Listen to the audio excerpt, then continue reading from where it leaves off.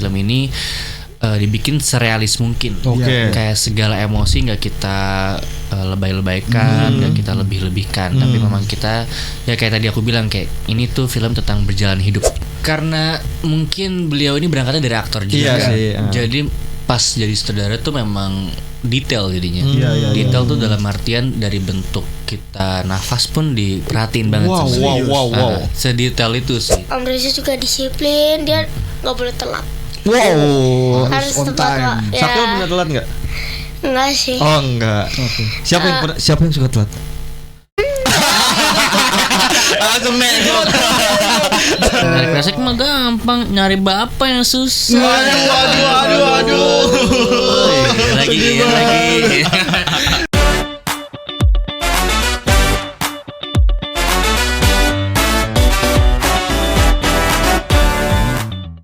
Kita masih di Vedosian bareng Kes Film Pangku. Masih ada Devano, masih ada Syakil. Benar. Kita juga live di YouTube Occasion Woman dan Dan di TikTok di Radio FM. Apa kabar teman-teman? Baik. Sehat ya Syakil ya. Syakil bawa apa itu? Listeners dia bawa mainan loh. Bawa apa itu? Kasih tahu dong. Kasih tahu apa itu? Ini kayak buaya sih. Buaya. Kayak buaya Syakil itu. Ini suka dibawa-bawa sama Iya. Syakil. Oh gitu. Enak ya bisa dipencet-pencet. Dalamnya pasir gitu kenyal-kenyal. Iya, enak ya. Buat iseng ya kalau. Buat iseng. Nah, Devano dan Syakil ini ada di film terbaru disutradarai oleh Reza Rahardian. Benar. Berjudul Film Pangku. Boleh ceritain nggak teman-teman? Apa namanya peran masing-masing di film ini sebagai siapa? Syakil jadi siapa tuh? Kalau aku jadi Bayu, Iya. aku di sini ceritanya anaknya penyayang. Oh. Terus juga dia punya tujuan untuk bekerja biar ibunya nggak kerja lagi. Kerja dari kecil. Biar Syakil. jangan capek-capek lagi. Ya ampun, baik banget ya. Terus Baik juga, banget Syakil. terus juga dia nggak punya bapak. Oh gitu. Dari lahir Syakil ceritanya nggak tahu nih Nggak tahu ayahnya bapaknya siapa, siapa. bapaknya seperti apa, nggak tahu. Gak tahu. Oh. Dia nggak punya bapak. Oh gitu. Gak punya bapak. Sedih ya. Kita dengar sedih ya. Kalau Devano sendiri sebagai Kalau saya berperan sebagai Gilang. Kalau Gilang beda. Kalau dia nggak punya bapak kan. Kalau saya nggak punya dua-duanya. Oh, Benar-benar dua-duanya clueless dari lahir atau Benar, clueless dari lahir. Karena kan dari ya ini kita film Pangku syutingnya di Indramayu. Jadi kita memang syuting di situ 14 hari ya Syakil waktu itu ya. Dan emang kebetulan banget kita berdua hari ini promo dan kita memang di filmnya berdua terus. Oke. Karena di trailernya juga ada yang minta nyari kresek. Iya. Nyari kresek mah gampang, nyari bapak yang susah. Aduh. Lagi. Tapi Sebenarnya Pangku ini sebenarnya sih latarnya gimana sih? Dan filmnya bercerita tentang apa juga tentang gitu. apa gitu. Kalau latar sendiri memang kita nggak disebutin di mananya sih, tapi lebih tepatnya memang di Pantura. Jadi tahun 90-an periodenya. Jadi film Pangku ini menceritakan tentang perjuangan seorang ibu yang memang tidak tahu bapaknya siapa, tidak tahu suaminya siapa, dan memang film ini tuh tentang gimana cara kita berjalan hidup dengan nggak punya pilihannya cuma satu aja gitu kan. Banyak kan manusia itu nggak punya pilihan banyak, tapi harus gimana caranya bisa tetap bertahan hidup demi anak gitu. Oke. Anaknya dia. Iya, Bayu ya sebagai Bayu bener. Iya. Oh gitu. Pinter banget lagi cerita di situ ya. Iya. Udah bantu ibunya. Dia udah jadi saudara dia Bayu Skak ya. Bukan masa Bayu sekarang tiba-tiba. Tapi sebelumnya pengen tahu dong gimana sih kalian akhirnya bisa memilih untuk bisa dipilih sih lebih tepatnya untuk main di film ini kayak gitu. Ya, ada Prosesnya casting seperti kah? Ada apa kah? Prosesnya casting.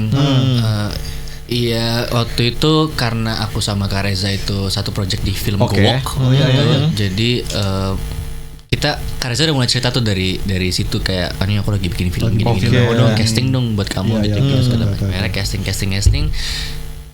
Dan cocok akhirnya. Kalau Syakil sendiri? Kalau aku sih aku kira ini cuma aku casting aja sih, kayak cuma film doang kan. Terus pas aku tahu sutradaranya Om Reza, baru aku kayak totalitas. Totalitas. Kalau yang lain nggak totalitas. Ayo Sakel. Semua totalitas kan. Takut langsung. Kayak langsung totalitas. Iya, Totalitas dong. Tapi ngomongin sutradaranya Reza Rahardian, gimana sih sosok Reza Rahardian sebagai sutradara? Kan kalau yang kita tahu tuh sebagai aktor aja dia juga udah sangat, maksudnya dia totalitas banget juga kan. Terus sebagai sutradara gimana sih Divano? Karena mungkin beliau ini berangkatnya dari aktor juga. Jadi pas jadi sutradara tuh memang detail jadinya. Detail tuh dalam artian dari bentuk kita nafas pun diperhatiin banget. Wow. Sedetail itu sih, dan memang tegas. Ya kayak bukan film pertamanya dia sih yang aku lihat. Kayak padahal ini film debut ya. Padahal debut tapi kayak udah film ke-10. Kalau aku sama Om Fedi Nuril tuh bilang ini orang kayak kerasukan Hanung Bramantio.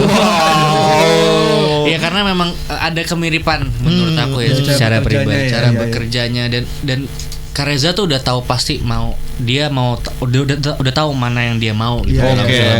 Jadi kayak jarang gitu saudara baru yang memang sudah sangat pasti gitu.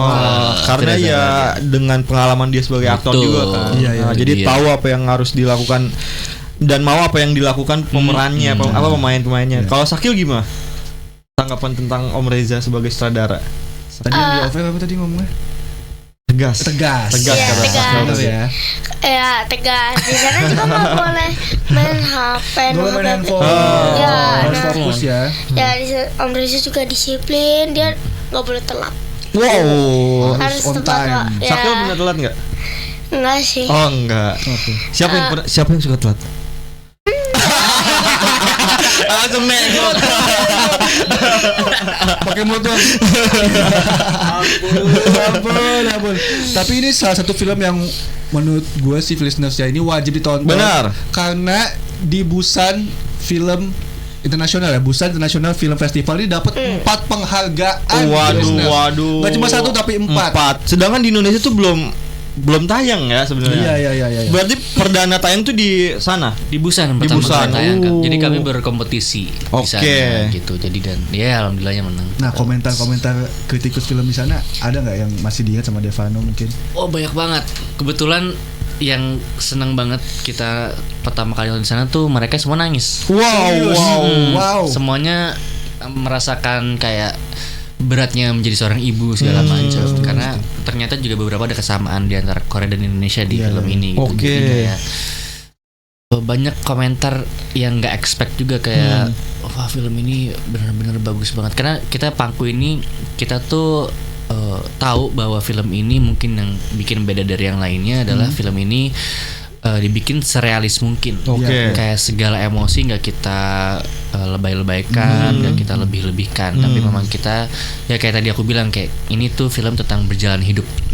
Jadi mau senatural aja gitu. Senatural aja gitu, walaupun mungkin nanti ada isu ini, masalah ini segala macam, tapi dilewatin dengan senyuman segala macam.